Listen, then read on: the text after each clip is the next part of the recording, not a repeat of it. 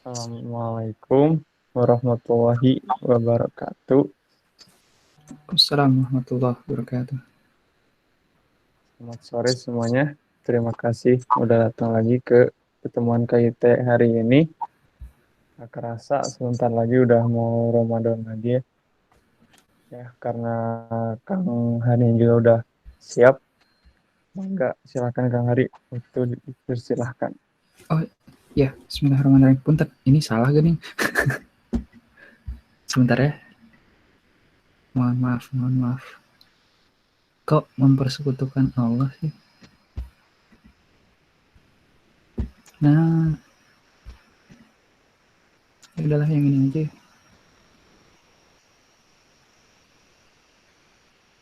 Oh, belum akang save. Punten. Yang baru ya. Download file.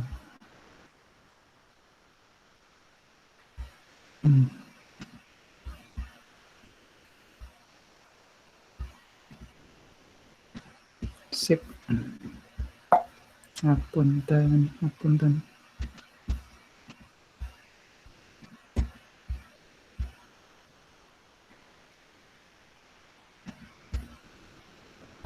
Oke.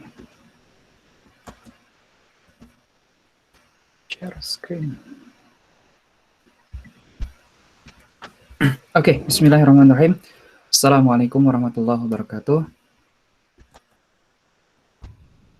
Alhamdulillahilladzi arsala rasulahu bil huda wa dinil haqq liyuzhirahu 'alad dini kullih walau karihal musyrikun.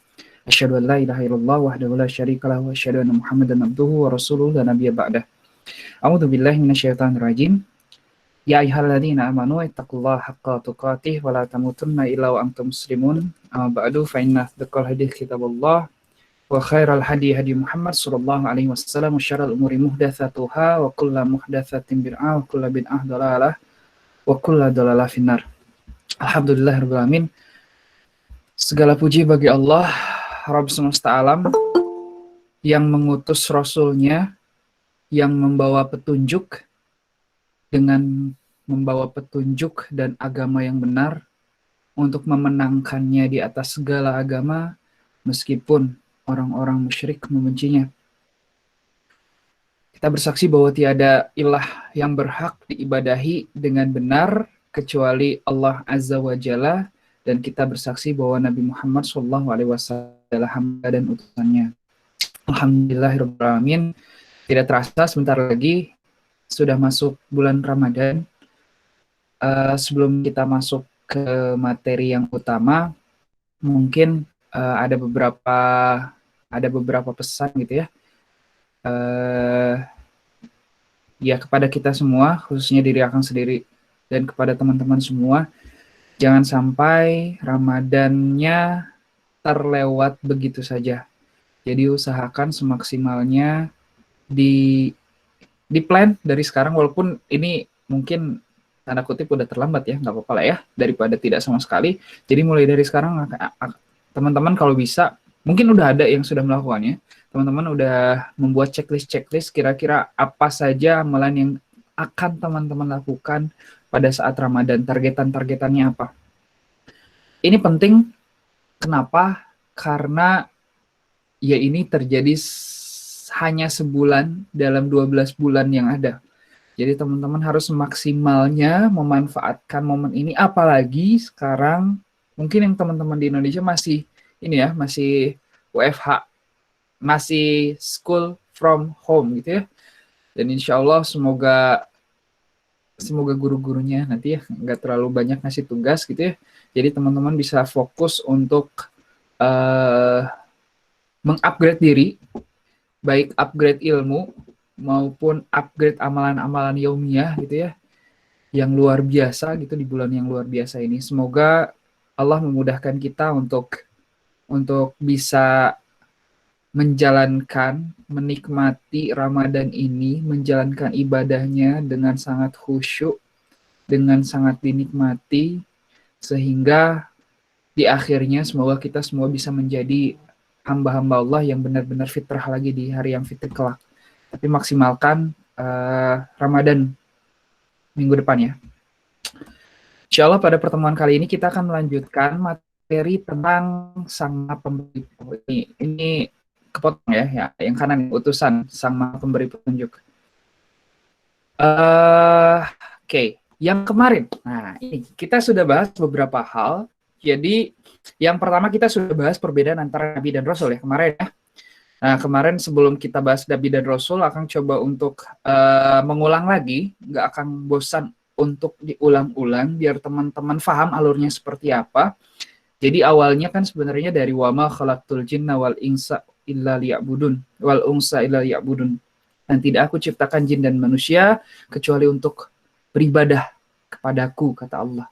Maka yang penting untuk diketahui yang awal adalah aku di sana. Siapa aku di sana, gitu ya. Siapa aku di sana. Dan kita sudah melewatinya, walaupun memang belum detail, harapannya teman-teman bisa terus mengenal lagi, menggali lagi, gitu ya. Allah itu seperti apa? Allah itu karakteristiknya kayak gimana? Tak kenal maka tak sayang. Maka wajar banyak orang-orang yang lebih mencintai sesuatu yang nampak dibanding dengan sesuatu yang tidak nampak gitu ya. Karena sesuatu yang nampak sering kita interaksi dengannya, maka makin lama muncul rasa sayang, muncul rasa cinta. Jika kita tidak sering berkontemplasi, jika kita tidak sering merenung, maka rasa cinta kita ke Allah akan berkurang juga gitu ya. Bahkan bisa jadi ya Islam banyak yang KTP gitu. Islam banyak yang KTP. Siapa Tuhanmu? Ya Allah. Agama kamu apa? Islam. Tapi kalau ditanya, ya gak ada getaran-getaran itu ketika disebut nama Allah. Ketika dia mendengar nama Allah disebut itu gak ada getaran-getaran itu dalam hatinya. Na'udzubillah. Karena apa? Karena tidak sering berinteraksi. Karena gak kenal sama Allah. Maka di awal kita sudah memahami tentang ma'rifatullah. Minimal yang penting-pentingnya gitu ya. Yang penting-pentingnya. Nah berikutnya karena kita tidak bisa langsung ngobrol sama Allah gitu ya. Karena memang Allah memposisikan dirinya seperti itu, gaib gitu ya. Memang itu salah satu tujuan Allah untuk menguji hamba-hambanya. Tapi Allah tidak berlepas tangan gitu. Allah mengutus seseorang sebagai penyampai risalah, sebagai pemberitahu kabar. Nih, ya. Nah, itulah Nabi dan Rasul. Seperti itu. Maka di pertemuan yang di ma'rifat yang kedua ini, di pengenalan yang kedua ini, yang penting untuk kita pahami, yang penting untuk kita kenali secara lebih dalam lagi siapa, yaitu adalah Rasul. Gitu. Karena para Nabi dan Rasul inilah yang langsung membawa itu. Dan kemarin kita sudah bahas tentang makna Nabi dan Rasul. Gitu ya. Baru kita bahas lagi mengapa Allah mengutus Nabi dan Rasul. Cuma ini belum sampai selesai. Kemarin Akang agak kebut. Jadi mulai dari Nabi Nuh sudah, Nabi Hud sudah, Nabi Saleh, Nabi Shu'aib, Nabi Ibrahim, Nabi Musa, Nabi Isa. Nah, insya Allah pada pertemuan kali ini kita akan membahas tentang mengapa Allah mengutus Nabi Muhammad SAW. Gitu ya. Oke, baru nanti yang terakhir kalau misalnya waktunya cukup kita akan membahas tentang konsep dakwah. Oke. Nah, di makna yang kemarin, intinya beda Nabi dan Rasul apa? Jadi Nabi itu bukan untuk dirinya sendiri. Ya, gitu. Karena dari dulu Nabi tidak pernah tidak pernah egois. Bukan tidak pernah egois, memang tidak diajarkan untuk egois. Tidak diajarkan ketika memang sudah dikasih tahu sama Allah suatu petunjuk untuk dirinya sendiri. Tidak pernah diajarkan seperti itu. Justru bedanya Nabi dan Rasul adalah dari sisi syariat. Nabi itu membawa syariat Rasul yang sudah ada sebelumnya. Sedangkan Rasul itu membawa syariat yang baru. Jadi beda syariat antara syariatnya kaum Nabi Isa alaihissalam dan kaumnya Nabi Muhammad sallallahu alaihi wasallam. Gitu. Gitu ya. Jadi bedanya Nabi dan Rasul itu. Nah, ini penting kenapa? Ya ini jadi fundamental juga. Kenapa? Karena kalau misalnya mindsetnya seperti itu berarti memang ya kita pun sebaiknya menyampaikan itu kepada yang lain. Gitu ya. Kita menyampaikan itu kepada yang lain. Kenapa ya? Karena ya kalau Nabi Muhammad SAW itu mengajarkan beliau cinta pada saudaranya yang bahkan belum pernah Rasulullah SAW jumpai. Gitu. Mengajarkan mencintai Muslim, mengajarkan untuk cinta pada semua muslim. Maka karena kita cinta pada teman-teman yang lain, ya kita juga menyampaikan itu kepada yang lain, gitu ya. Oke, ini kemarin secara garis besar dari Nabi Nuh alaihissalam. Nabi Nuh alaihissalam ini diutus untuk kaum Nabi Nuh, gitu ya. Dan masalahnya apa? Kita sudah bahas penyembahan kepada orang-orang yang soleh. Sirahnya juga sudah dibahas walaupun secara singkat ya. Nanti harapannya sekali lagi teman-teman belajar lagi, baca-baca lagi tentang sirah-sirah ini. Akang dulu pernah apa ya? Pernah belajar sirah itu banyak hal. Cuman setelah Akang tahu ada beberapa, nggak tahu ya waktu itu Akang lupa bagian mana, tapi ada beberapa kisah-kisah yang sebenarnya nggak masyhur. Bahkan ini nggak jelas ini kisahnya dari apa, dari siapa gitu ya. Maka Akang mulai, ya salahnya Akang sih sebenarnya. Akhirnya nggak terlalu baca-baca lebih lanjut tentang itu.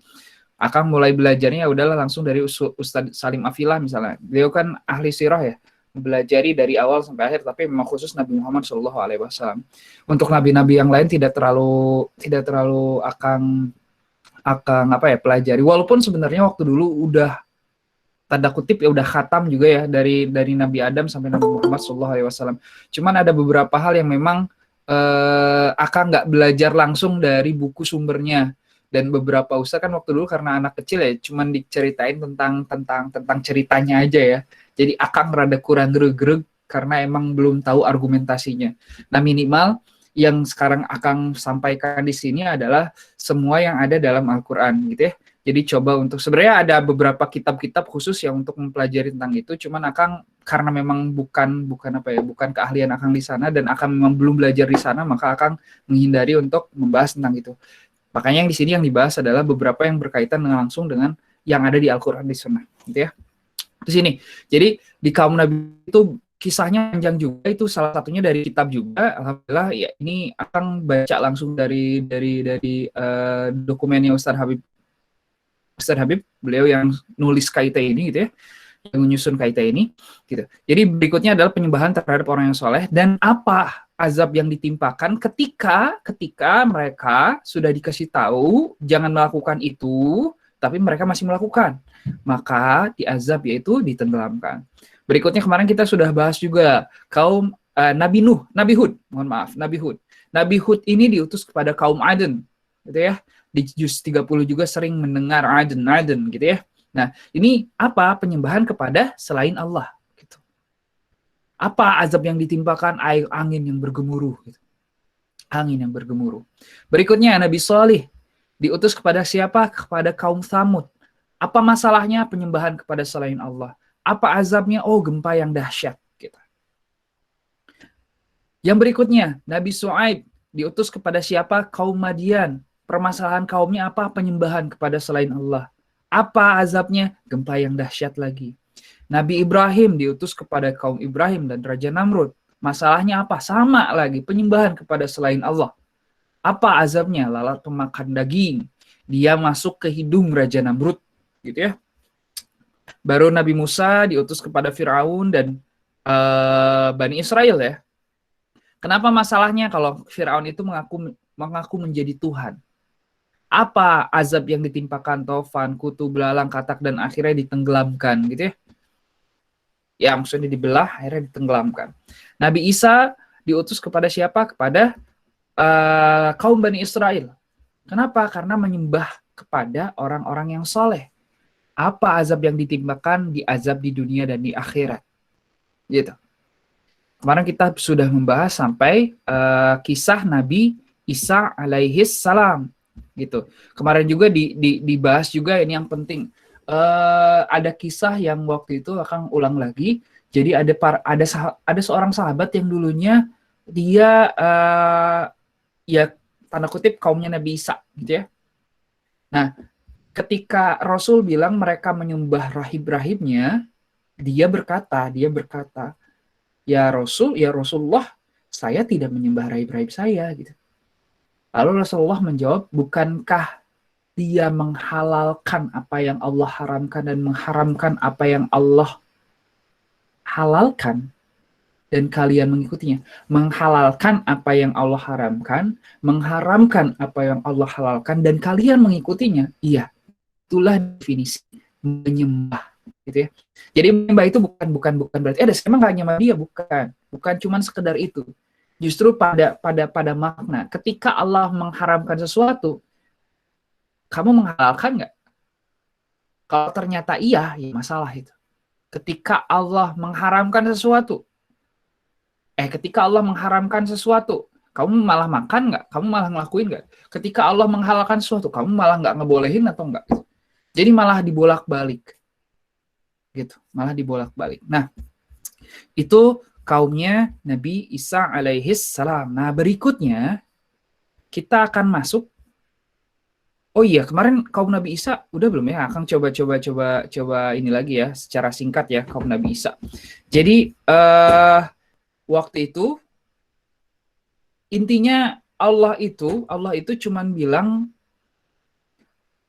Allah kepada kaum Yahudi, Allah itu cuman memerintahkan untuk menghormati hari Sabtu. Nah, ini contoh-contoh ya, sehingga mereka menghormati hari Sabtu. Tapi para rahib-rahib dan pendetanya menambah-nambahkan. Salah satu yang ditambahkan apa? Nggak boleh pakai gigi palsu. Salah satu yang ditambahkan apa? Dilarang memanggil dokter. Salah satu yang ditambahkan apa? Dilarang panen pada hari Sabtu. Salah satu yang ditambahkan apa? Dilarang belajar. Salah satu yang ditambahkan apa? Dilarang membawa sesuatu keluar rumah. Maka ketika ada hal ini juga dilakukan pada zaman saat ini, apakah sama atau tidak? Oh, nggak boleh melakukan sesuatu pada bulan Rajab, Sa'ban. Ketika memang itu tidak ada keterangannya dari Rasulullah Shallallahu Alaihi Wasallam, dan malah ada itu, gitu ya, di Indonesia, gitu ya. Bukankah itu nggak ada bedanya? Gitu. Kebayang ya? Jadi ya cukupkan diri atas apa-apa yang Allah sudah kasih tahu.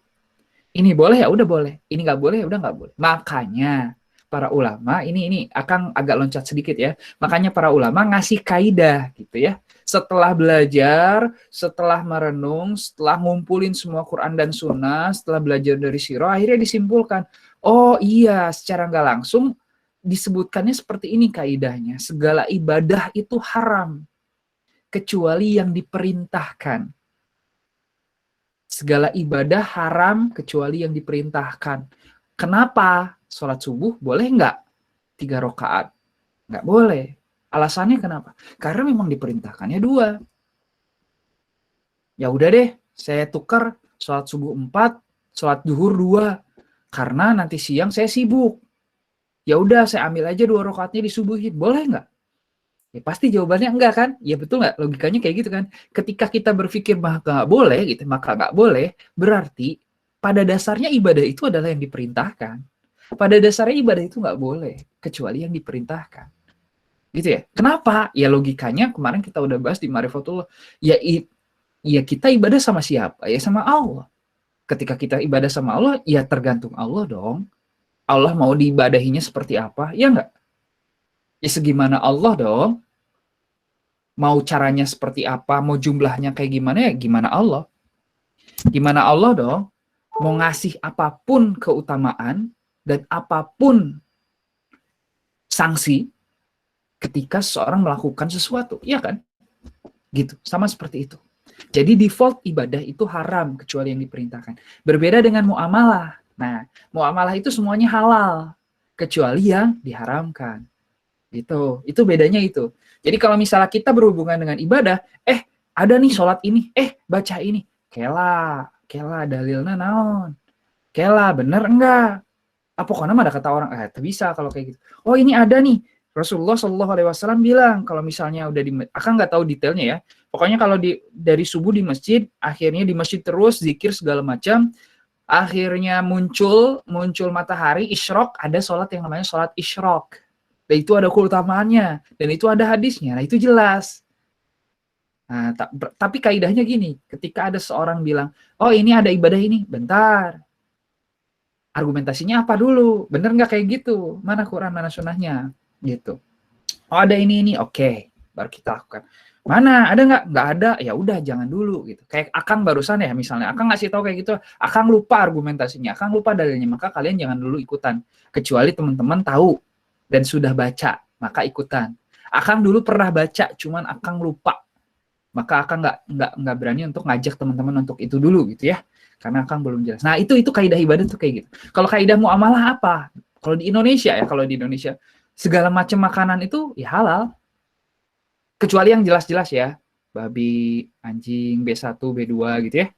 Khamer, yang kayak gitu. Itu mah udah jelas nggak boleh. Maka defaultnya adalah halal gitu. Kecuali yang diharamkan. Nah, defaultnya juga ya udah makan tuh bebas. Apa yang diharamkan? Oh, nggak boleh babi, oh nggak boleh. Ya udah, fokusnya ke situ aja. Gitu. Ya, sekali lagi ibadah haram kecuali yang diperintahkan, muamalah halal kecuali yang diharamkan. Nah, balik lagi ke yang Nabi Isa alaihissalam. Jadi umatnya itu malah nambah-nambah. Disuruhnya cuma menghormati hari Sabtu. Malah nggak boleh ini. Nggak boleh itu. Oh, nggak boleh ini, nggak boleh itu. Kan mereka menambah-nambah, maka nggak boleh. Nggak boleh. Akang lupa detailnya. Nanti Akang minta istri Akang buat bawa satu buku deh. Namanya adalah Parasit Akidah. Itu salah satu buku bagus tuh, Ustadz Marzadek yang nulis. Jadi di situ nulis berbagai macam asimilasi, sinkretisme, berbagai macam agama yang masih ada di bumi Nusantara, di Muslim bumi Nusantara. Gitu. Ada beberapa. Nah, nanti kita akan bahas detailnya di sana lah. Gitu ya. Oke, balik lagi lanjut ke yang Nabi Isa. Jadi malah nambah-nambah. Nah, akhirnya Nabi Isa diutus. Nah, sekarang berikutnya kita akan masuk ke zamannya Nabi Muhammad SAW. Seperti rasul-rasul sebelum Rasulullah SAW diutus, apa tujuannya? Tujuannya adalah mengembalikan penyembahan hanya kepada Allah. Asalnya cuma Allah nih. Mereka melenceng, dilurusin nih ke Allah gitu. Gitu ya. Bahkan waktu dulu bangsa Arab itu bukan lagi menuhankan Allah aja, tapi menuhankan selain Allah. Contoh di antara Tuhan-Tuhan bangsa Arab. Pertama, mereka itu menyembah malaikat. Jadi ada sebagian dari mereka yang menyembah malaikat. Kenapa? Mereka beranggapan bahwa para malaikat itu adalah wakil Tuhan. Mereka adalah wakil Tuhan. Mereka memberikan segala sesuatu yang diminta dan diinginkan oleh manusia. Oleh sebab itu, selain mereka menyembah Allah, mereka juga menyembah malaikat. Kenapa? Ya karena mereka ngasih, asumsi mereka, karena malaikat itu ngasih sesuatu yang mereka minta, mereka inginkan.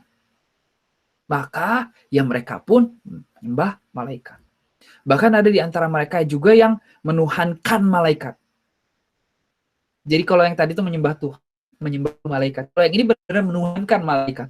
Dan mereka, ada juga yang berpendapat bahwa yang berpendapat mereka itu menganggap bahwa malaikat itu adalah anak-anak perempuannya Allah. Nauzubillah min dzalik.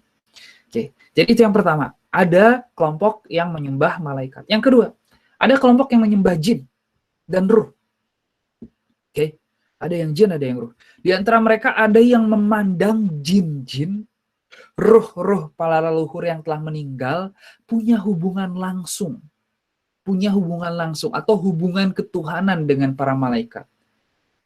Akhirnya karena mereka berpikir seperti itu, dengan sendirinya mereka mempunyai hubungan ketuhanan dengan Tuhan gitu. Karena itulah mereka menuhankan dan menyembah jin-jin dan ruh. Gitu. Jadi ada yang menyembah jin-jin dan ruh. Oke. Nah, ini kalau yang sekarang-sekarang itu nggak boleh juga berdoa kepada orang yang sudah meninggal, itu nggak boleh tuh.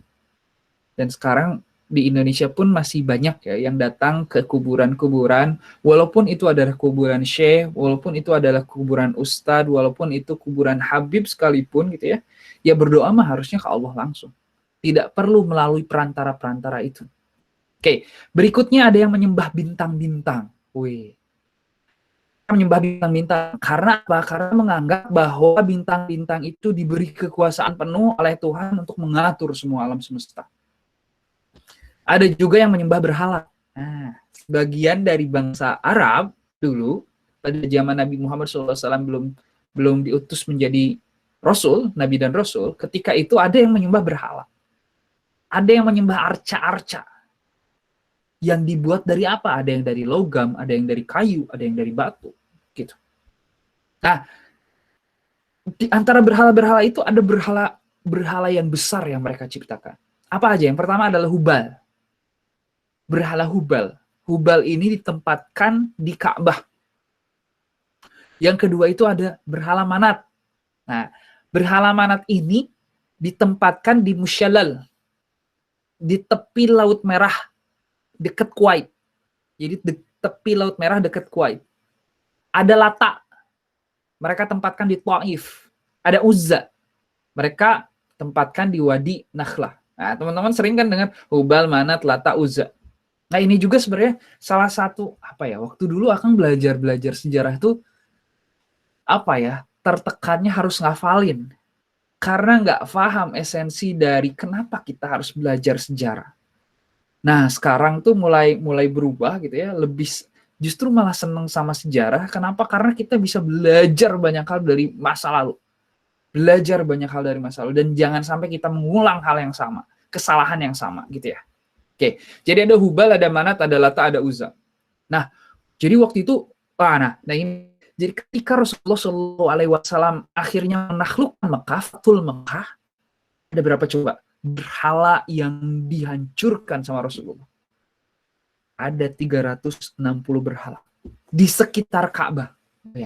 Di sekitar Ka'bah ada 360 berhala.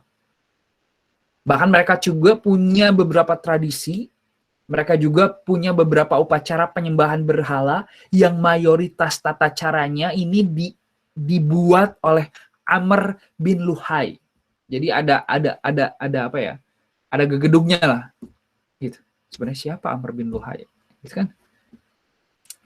Ya biasa ya, dari dulu sampai sekarang ya jangan jauh-jauh lah, di Indonesia pun masih banyak yang kayak gitu kan. Ada yang agama apa gitu waktu itu, yang menggabungkan berbagai agama gitu ya. Ada yang nganggap bahwa dirinya Tuhan, gitu kan? Di Indonesia pun banyak. Dan masalahnya coba difikirkan, kok banyak ya pengikutnya? Kok ada ya pengikutnya? Bukan banyak, kok ada ya pengikutnya? Satu orang aja yang ikut tuh bingung. Ini kok malah banyak lebih dari satu pengikut? Karena memang ya itulah fitrah manusia sebenarnya. Kalau tidak terbimbing oleh wahyu, ya akhirnya sepinter apapun orang itu, ya keceletot juga gitu. Oke. Nah, ini di antara upacara penyembahan berhala yang dilakukan itu apa aja? Yang pertama, mereka itu mengelilinginya sambil berkomat kamit di hadapannya. Pertanyaan Akang, komat kamitnya bahasa apa? Pasti bahasa Arab kan? Ya. Makanya bukan berarti ketika bacaan itu adalah bacaan bahasa Arab, itu adalah doa, nggak bisa. Jadi jangan sembarangan gitu. Jangan sembarangan komat kamit, ya udah pakai bahasa Arab aja gitu. Bahkan ketika pun disuruh misalnya, nih baca aja Asmaul Husna ini, nanti keutamaannya apa? Ketika memang Rasulullah SAW tidak memberitahukan keutamaan itu, walaupun itu Asmaul Husna, ketika dibaca dan mengharapkan keutamaannya, padahal yang keutamaannya itu tidak disebutkan oleh Rasulullah, maka itu pun tidak boleh. Ya nggak ada bedanya dong, cuman ya baca ya bacaan Al-Quran, bacaan Asmaul Husna yang kayak gitu segala macam, itu hanya sekedar jadi jimat. Salah juga, nggak boleh kayak gitu. Kecuali yang memang disampaikannya, kalau kamu mau ya ibaratnya banyak dosa dan segala macam, maka baca Asmaul Husna yang ini. Kan itu benar ya. Oke? Itu benar ya. Gitu. Oke, nanti kita bahas lah. Kalau udah ditentukan jumlahnya, kalau sudah ditentukan gerakannya, kalau sudah ditentukan bacaannya, itu masalah tuh. Ketika memang tidak ada aturannya. Ketika tidak ada aturannya, malah ada orang yang ngomong keutamaannya wah, karena banyak hadis-hadis palsu itu kayak gitu. Sengaja. Biar apa? Biar orang-orang. Nah, nanti kita bahas deh, kenapa sih awal mulanya muncul hadis yang seperti itu, hadis-hadis palsu. Itu nanti di pembahasan tentang Quran dan Sunnah. Quran dan hadis, mohon maaf. Hadis. Kenapa sih akhirnya muncul? Ya salah satunya karena kebodohan. Karena kebodohan. Mereka bodoh, tapi mereka pengen beribadah, akhirnya mereka bikin hadis-hadis yang palsu seperti itu. Oke, balik lagi ke sini. Jadi ada yang mengelilingi komat kamit. Mereka minta pertolongan kalau misalnya ada kesulitan. Mereka berdoa ke berhala itu dengan penuh keyakinan bahwa berhala-berhala itu bisa memberikan syafaat di sisi Allah. Bisa memberikan syafaat di sisi Allah. Tujuannya ke apa? Ke Allah. Baik ya? Tapi itu salah. Tapi itu semua fata morgana. Tapi itu semua asumsi saja, kata Allah. Ya doa langsung sama Allah. Oke, itu yang pertama, mengelilingi. Yang kedua, mereka menunaikan haji dan tawaf di sekeliling berhala, menunduk dan sujud kepadanya. Itu juga nggak boleh. Nah, ini juga di haji. Kalau misalnya ada seseorang yang akhirnya, kan Hajar Aswad itu dicium ya. Akang lupa seorang sahabat, Umar atau siapa ya, bilang kayak gini, jika memang aku tidak melihat Rasulullah Shallallahu Alaihi Wasallam menciummu, aku tidak akan menciummu. Kebayang ya? Karena itu cuma benda gitu. Tapi karena memang Rasulullah sudah melakukan itu dan memang sunnahnya seperti itu, ya aku lakukan itu. Jadi aku lakukan bukan karena kamu punyai apa gitu. Ya karena Rasulullah SAW melakukan itu, maka itu. Dan sekarang pun banyak ada orang-orang yang memperlakukan Hajar Aswad berlebihan. Itu juga masalah. Jadi ya sewajarnya Rasulullah lakukan itu ya lakukan. Rasulullah tidak berlebihan ya jangan berlebihan. Seperti itu. Kebayang ya? Iya, nggak ada bedanya dengan ini dong. Mereka menunaikan haji dan tawaf, berkeliling, merunduk, sujud kepadanya. Ya sama-sama aja. Akhirnya menjadikan perantara. Perantaranya apa? Ya dulu mah berhala, ya sekarang misalnya jadi Hajar Aswad. Ada orang-orang yang seperti itu. Tanpa mengurangi rasa hormat akang. Bukan tanpa mengurangi rasa hormat akang. Dan emang itu masalah gitu. Kalau emang berlebih-lebihan dalam itu. Gitu ya. Yang ketiga. Yang pertama mengelilinginya. Yang kedua menunaikan haji dan tawaf. Yang ketiga mereka bertakorup dengan menyajikan berbagai macam kurban. Ini di surat Al-Maidah ayat 3, dan diharamkan bagimu yang disembelih untuk berhala. Berarti ada waktu itu sesuatu yang disembelih tapi untuk berhala gitu. Dan sekarang pun di Indonesia ada yang kayak gitu. Kebayang ya? Padahal kalau ditanya Islam bukan Islam. Tapi bilangnya bisa jadi ya olah alam ya ini tradisi yang nggak bisa, nggak boleh. Kalau emang tradisi itu menyalahi, ya ngapain? Coba bayangkan, kalau emang tradisi itu, logika itu boleh, ya bangsa Arab juga dulu bisa bilang kayak gitu kan? Ya nggak? Bangsa Arab juga bisa bilang kayak gitu kan?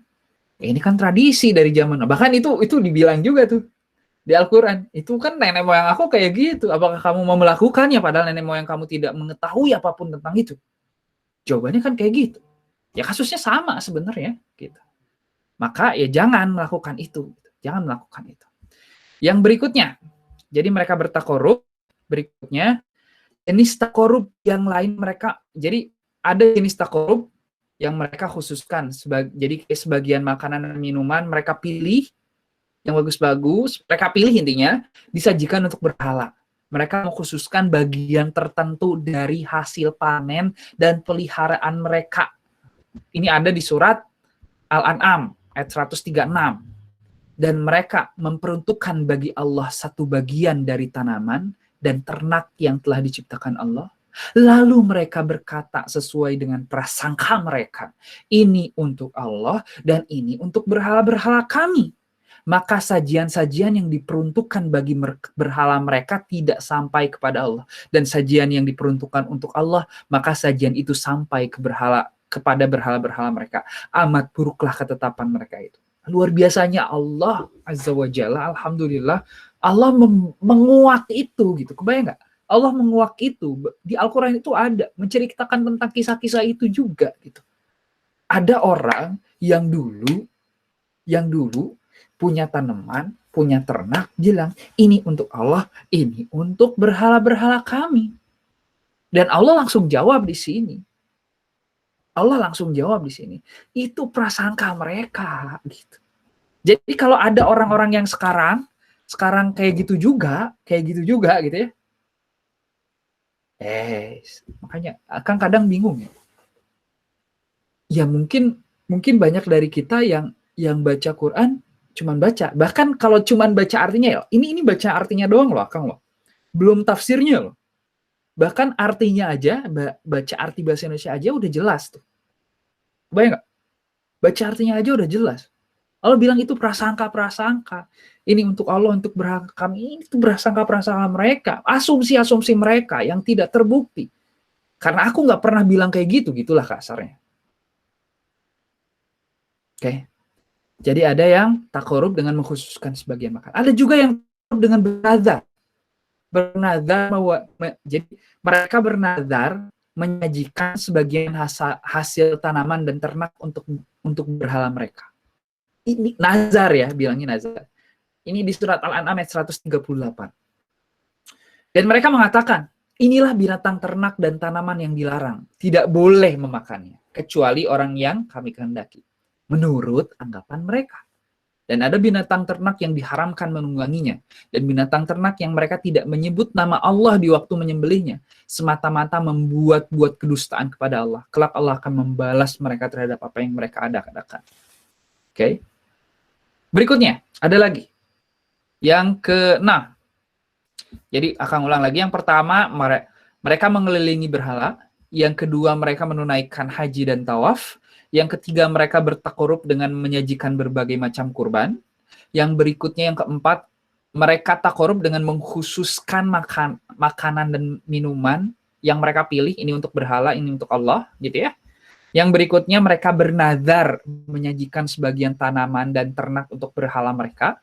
Nah, yang kelima, yang sekarang keenam, ada al-bahirah. Apa itu bahirah? Ada sa'ibah, ada wasilah, dan alhami. Nah, bahirah, sa'ibah, wasilah, dan alhami ini diperlakukan sebagaimana berhala. Apa itu? Nah, ini nih. Ibnu Ishaq berkata, al-bahirah adalah anak as-sa'ibah, yaitu onta betina yang telah beranak 10. Oke. Onta betina yang telah beranak 10. Yang semuanya betina dan tidak mempunyai anak yang jantan. Onta ini tidak boleh ditunggangi, tidak boleh diambil bulunya, susunya tidak boleh diminum kecuali oleh tamu. Jika kemudian melahirkan anak betina, maka telinganya harus dibelah. Setelah itu harus dilepas secara bebas bersama induknya yang juga mendapatkan perlakuan yang sama. Berikutnya, al-wasilah adalah domba betina. Kalau yang tadi onta betina ya, as-saibah al-bahir. Kalau awasilah adalah domba betina yang punya anak kembar yang semuanya betina secara berturut-turut bisa dijadikan sarana takorub. Oleh karena itu mereka berkata, aku mendekatkan diri dengan domba ini. Tapi jika setelah itu melahirkan anak yang jantan dan tidak ada yang mati, maka domba itu boleh disembelih dan dagingnya boleh dimakan. Berikutnya ada alhami. Alhami adalah onta jantan yang sudah membuntingi 10 anak betina secara berturut-turut tanpa ada jantannya.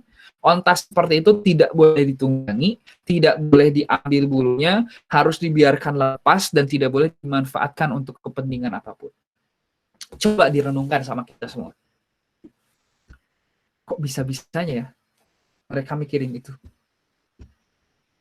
Mungkin kenapa akhirnya kepikiran karena apa? Karena mereka mikirnya nggak mungkin ada sesuatu yang terjadi dengan kebetulan.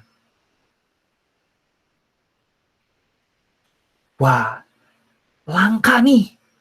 Nggak pernah ada yang terjadi, nggak pernah terjadi nih. Maka ketika ini terjadi, ini isyarat nih. Isyarat kalau domba, kalau unta ini, unta jantan, unta betina atau domba betina ini sesuatu yang khusus. Dia punya sesuatu yang khusus. Maka kita harus memperlakukan khusus. Jika ada orang-orang saat ini yang berpikiran sama seperti itu, ya sama aja dengan mereka kan? Ya enggak? Maka penting banget untuk belajar sejarah, belajar sirah. Biar apa? Biar kita nggak ngulang. Penting banget untuk mempelajari Al-Quran. Biar apa? Biar kita nggak ngulang kesalahan-kesalahan orang terdahulu. Kan aneh ya? Udah jelas di Al-Quran ada, tapi masih banyak orang-orang yang melakukan hal yang sama. Padahal dia mengaku dirinya sebagai seorang muslim. Ya jawabannya nggak lain dan nggak bukan adalah karena nggak belajar. Bisa jadi baca tapi nggak dipelajari gitu, kebayang ya? Karena semuanya udah ada di Al-Quran loh gitu. Untuk yang kasus-kasus yang syirik yang kayak gini ya. Karena syirik ini ya tadi hak Allah itu dua. Diulang lagi, hak Allah itu dua. Kita ibadah sama Allah, cuman ke Allah, dan kita nggak syirik sama Allah. Maka hak hamba adalah tidak diazab. Allah cuma minta dua hak itu. Tapi sudah dikisahkan juga banyak orang yang masuk neraka kan? Benar nggak? Berarti apa masalahnya? Ya karena melanggar dua hak itu. Kok bisa? Ya karena akhirnya banyak yang tidak belajar, tidak memahaminya. Makanya penting sekali lagi untuk belajar sejarah. Penting untuk belajar tentang tauhid. Gitu. Oke. Jadi tadi gitu ya disebutkan juga Allah di surah Al-Maidah 103, Allah sekali-kali tidak pernah mensyariatkan adanya bahirah, sa'ibah, wasilah, dan ham. Akan tapi orang-orang kafir membuat kedustaan terhadap mereka dan kebanyakan mereka tidak mengerti. Jadi yang barusan itu adalah tafsir dari surat Al-Maidah ayat 103. Ma ja'alallahu min bahirah wala sa'ibah wala wasilah wala ham. Kita sering baca, ya kan? Tapi nggak tahu maksudnya apa. Nah, itu ceritanya gitu. Untuk hal-hal tadi, maka Allah mengutus siapa? Nabi Muhammad Shallallahu Alaihi Wasallam. Buat apa? Untuk ngembaliin penyerahan diri, kepasrahan itu cuman kepada Allah. Untuk ngasih tahu, itu teh salah, yang benar teh ini, itu teh sudah tercoreng, itu teh sudah tidak jelas, sudah bercampur aduk, sudah terjadi asimilasi, sudah terjadi sinkretisme, bahasa sekarang kayak gitu kan, definisi sekarang. Ya. Ada yang akan ceritain kan, kemarin ada dua budaya gitu ya, Islam dan non Islam gitu ya, yang akhirnya karena berdampingan gitu, akhirnya ada yang secara tidak dipaksa dia bergabung. Ada yang secara dipaksa bergabung gitu. Nah, itu yang masalah. Gitu ya. Nah, akhirnya Nabi Muhammad SAW diminta di Al-Hijr ayat 94. Maka sampaikanlah olehmu secara terang-terangan segala apa yang diperintahkan kepadamu dan berpalinglah dari orang-orang yang musyrik. Nah, kan nyambung tuh. Ini indahnya ketika kita belajar tematis. Ternyata satu ayat dengan ayat yang lain, oh Al-Maidah 103, oh nanti ada Al-Hijr, oh ini, oh ternyata ada ceritanya loh gitu. Bang ya. Nah, apa sambutan yang diterima oleh Nabi Muhammad SAW dari orang-orang kafir Quraisy pada saat itu? Apa yang dilakukan? Mengejek. Apa yang dilakukan mereka? Menghina.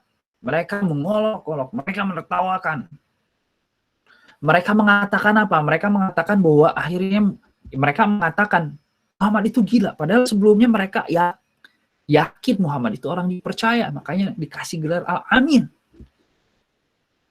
Tapi ketika Nabi Muhammad SAW sudah mendapat wahyu dan mengajak mereka untuk kembali memurnikan ketaatan kepada Allah, akhirnya mereka malah bilang bahwa Muhammad itu gila, Muhammad itu tulang sihir, Muhammad itu menjelek-jelekan ajaran, ya, dan menjelek-jelekan ajaran-ajarannya.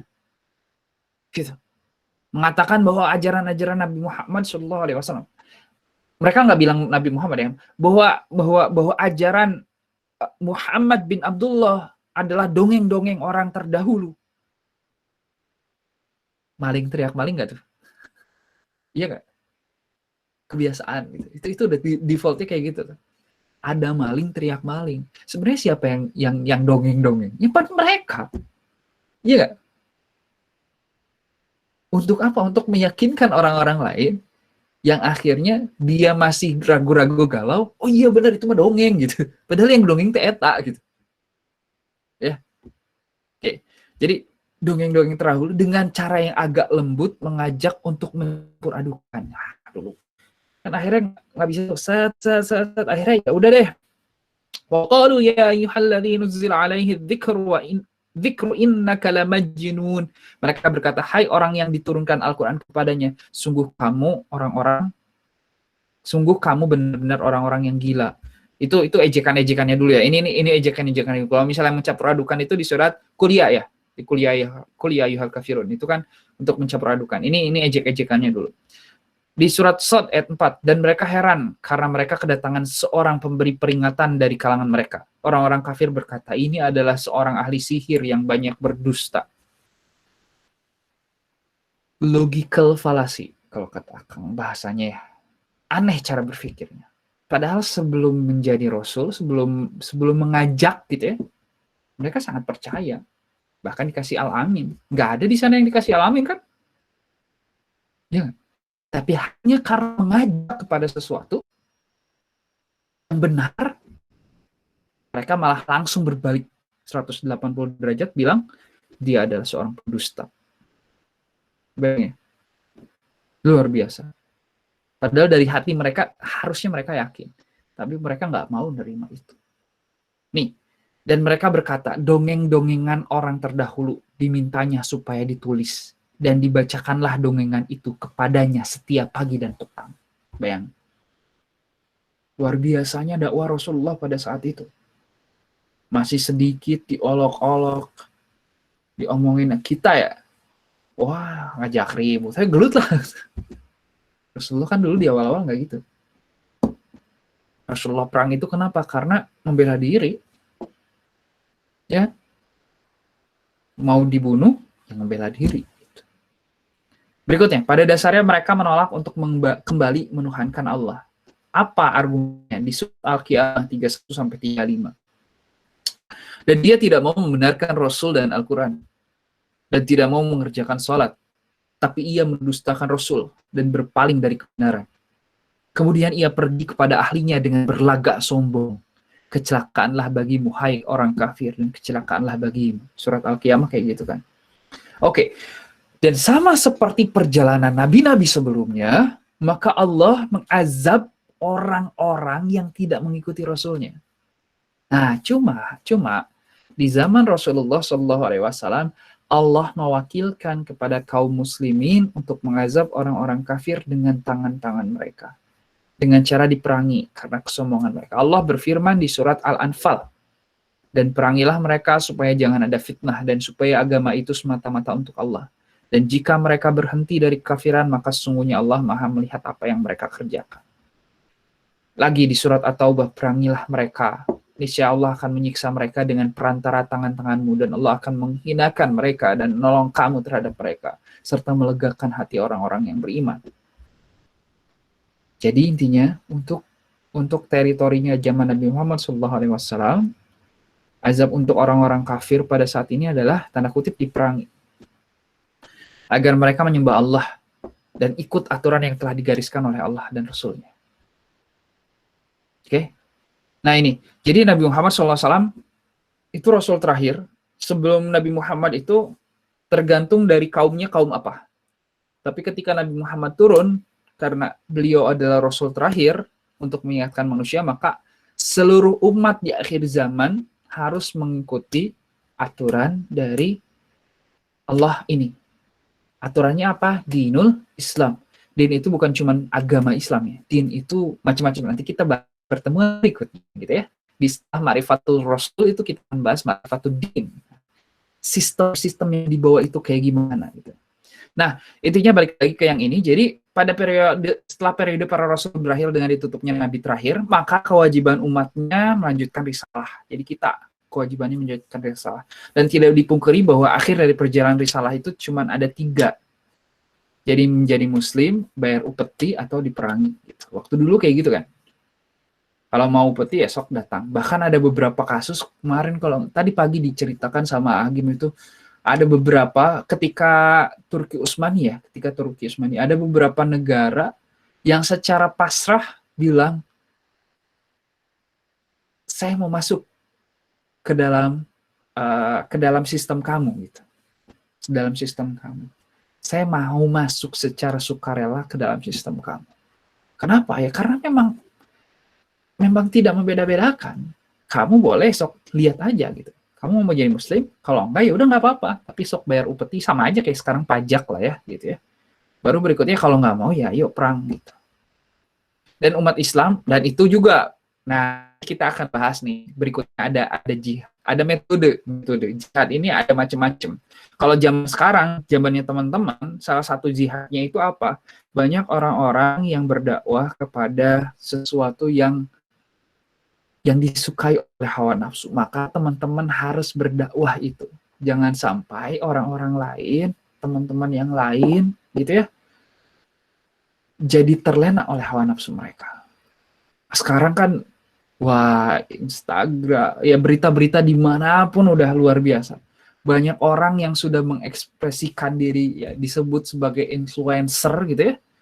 Tapi apa yang diperlihatkan ya udah, gua apa adanya gitu. Bahkan pergaulan bebas sudah diperlihatkan gitu. Bilang bahwa sesuatu yang haram-haram itu malah jadi tren, malah jadi keren, kan itu masalah tuh. Udah gitu dilihat sama orang-orang yang adik-adik kecil yang emang belum tahu apapun, yang di keluarganya pun nggak dapat pendidikan yang cukup. Akhirnya mereka malah menganggap bahwa itu adalah idola mereka, bahwa gaya hidup seperti itu adalah gaya hidup yang mereka mimpikan. Ya, perang di situ, tanda kutip perang di situ. Gozul fikrinya di situ, perang pemikirannya di situ. Gimana caranya biar orang-orang tuh ya emang fitrahnya diciptakan kayak gitu dan kita suka, tapi ketika Allah memang bilang itu jangan gitu, ketika Allah nggak suka kita melakukan itu, ya dengan hati yang tulus dan ikhlas memaksakan diri kita untuk jangan melakukan itu. Tugas berat teman-teman. Dan menggerakkan itu bukan dengan paksaan, menggerakkan itu dengan kesadaran, memahamkan. Ketika mereka sudah paham, mereka gerak dengan senang hati. Gitu. Dengan senang hati. Makanya poinnya adalah Rasulullah SAW gimana caranya untuk bisa ngembaliin lagi semuanya. Kamu tuh jangan menyembah kepada selain itu, menyembah tuh cuman ke Allah. Maka Rasulullah SAW dikasih apa di nul Islam? Ini ada tata cara, ini ada aturan, ini ada pola pikir, gitu. Semuanya ada di situ. Ini ada hukum, semuanya diatur di sana. Ketika kamu melakukan itu, ketika kamu berada dalam lingkungan itu, ketika kamu menjalankan semua aturan-aturan itu, maka kamu bahagia dunia akhirat. Luar biasa kan? Allah ngasih langsung nih caranya. Dan inilah yang konten-konten yang harus teman-teman syiarkan di 20 gitu. Karena apa ya? Karena di luaran sana mereka semua sudah berkreativitas luar biasa. Teman-teman harus berkreativitas gitu. Bentar lagi Ramadan bikin apa gitu ya. Syiarnya jalanin, bikin poster, bikin reminder, bikin apa, bikin alurnya. Ramadan tuh kayak gini. Hari pertama, hari ketiga, hari kelima, atau minggu pertama, minggu kedua, minggu kayaknya kalau minggu mah cuma 4 kali kan, rada-rada ini ya. Seminggu 3 kali misalnya. Saya pertama harus ngapain, kedua ngapain, ketiga ngapain. Berikutnya alurnya gini, alurnya gini, alurnya gini. Harapannya nanti target di akhir teman-teman paham ini gitu. Itu perangnya di situ untuk saat ini. Udah tahu ada orang-orang yang sekarang memang udah senengnya, misalnya udah ya dari dulu sampai sekarang, misalnya ya belum berhijab gitu, misalnya ya, tiba-tiba maksain, kamu teh itu kan wajib gini, masa sih enggak sih, ya kan kalau kayak gitu jadi judgement. Kadang-kadang ketika kita minta itu jangan langsung ngasih tahu ke hijabnya, jadikanlah kita teman baik mereka. Karena yang paling masalah itu mereka berteman dengan orang-orang yang sejalan dengan hawa nafsu mereka. Jadilah kita sebagai teman-teman dekat untuk mereka. Jangan kita menjadi seorang yang ngejudge, atau jangan sampai, kan bisa jadi kita nggak ngejudge sih, nauzubillah, jangan sampai ya kita nggak ngejudge, tapi orang-orang tuh ketika ada teman-teman DKM di sana tuh ngerasa nggak nyaman, itu juga masalah tuh. Itu juga masalah. Maka kita harus humble, kita harus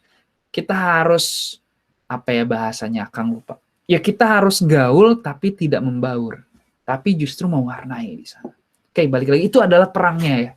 Perangnya kita saat ini. Media-media dan segala macam perangnya di sana gitu ya. Oke, jadi inti umat Islam itu harus memprihatinkan diri pada tahap sampai tadi gimana caranya biar kita bisa mereka ngasih pemahaman yang jelek-jelek gitu ya. Apa ya, waktu itu ada seorang artis yang akhirnya bilang ya ketika saya acting gitu, yang melakukan, mohon maaf, yang melakukan ciuman misalnya atau apa gitu ya, adegan-adegan vulgar, itu karakternya gitu, bukan diri saya. Sampai ada yang bilang kayak gitu. Saya ya ibaratnya dia nggak bilang profesional sih, dia ya akan nyimpulin berarti itu sikap profesionalisme dia gitu. Ketika memang dia jadi sesuatu, saya diminta untuk berperan sesuatu, ya saya harus totalitas. Ketika saya melakukan sesuatu yang memang akan nggak tahu ya, itu mungkin itu bukan Islam ya, Tapi poinnya adalah itu tuh artis, itu tuh seseorang yang dilihat oleh banyak orang. Ketika itu terjadi dan ada orang yang mengidolakannya, mau nggak mau cara berpikir itu masuk ke alam bawah sadar mereka. Maka teman-teman harus tanda kutip punya counter di sana, syiar-syiar di sana. Kita ya. Oke, balik lagi. Nah,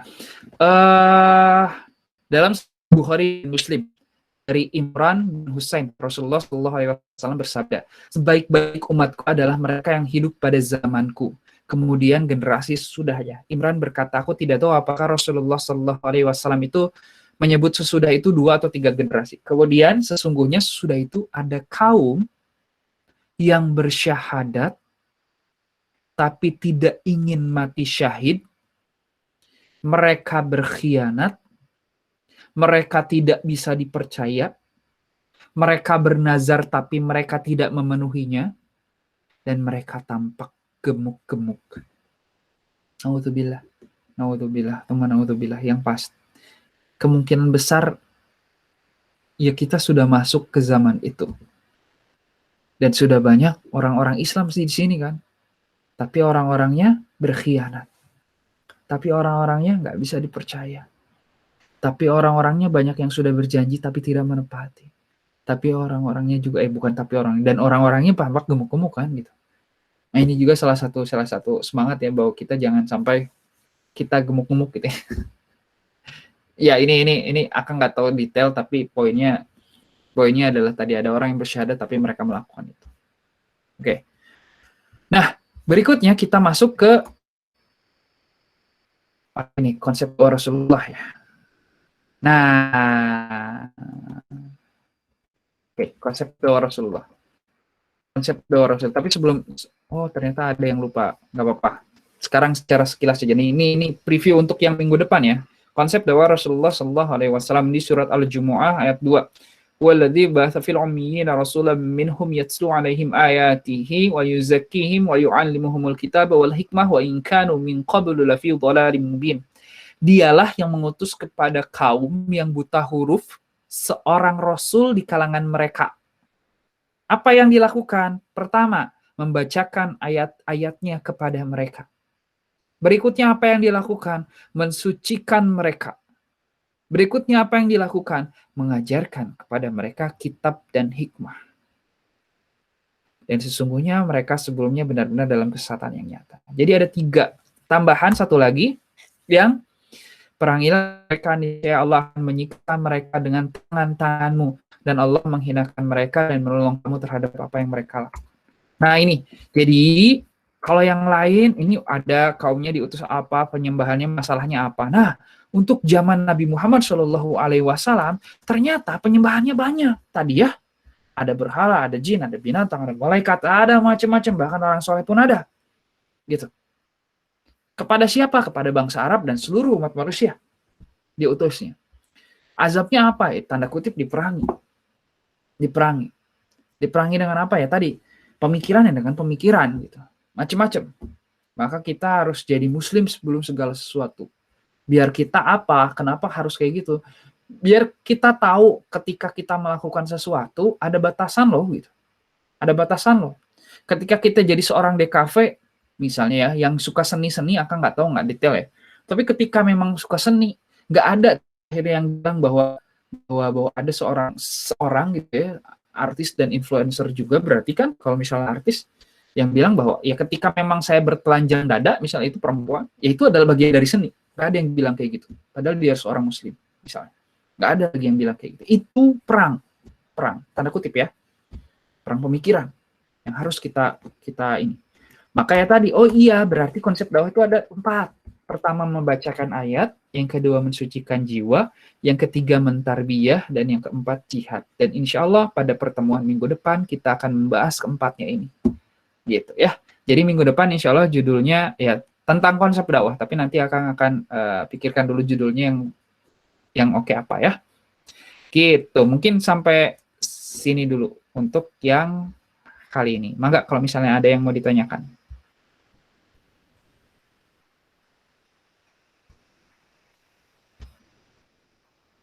Ini ada yang tanya? Nggak ada ya?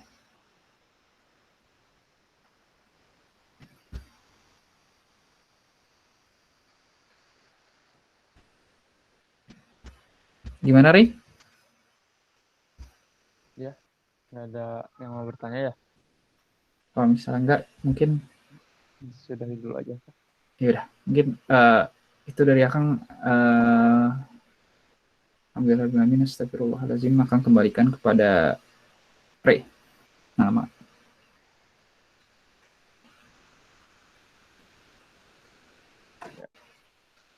Alhamdulillah sudah selesai kait hari ini. Terima kasih kepada Kang Hari atas materinya. Untuk teman-teman, kalau misalnya punya pertanyaan dan agak malu gitu lah ya, disampaikan di depan semua orang, sudah ada linknya untuk Q&A Al-Hikmah gitu ya, di grup, di share. Jadi silahkan jika ada pertanyaan, ke situ aja pertanyaannya ya, pasti nanti akan dijawab. Nah, hari ini sampai di sini dulu. Mari kita tutup dengan doa penutup majelis.